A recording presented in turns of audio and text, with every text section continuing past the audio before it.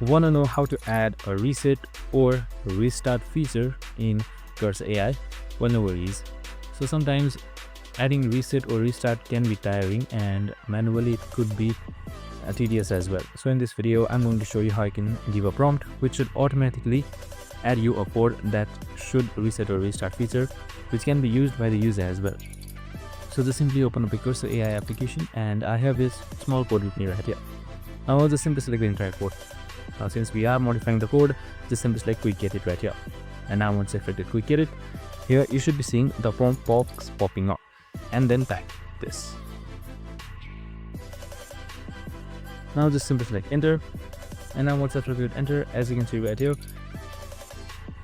your modification should be done and it should add a reset or restart feature. Now just simply select keep and you should be good. And that's it. I hope this video helped. If it did, make sure to like, subscribe and tune in with us for more of these videos. See you in the next one.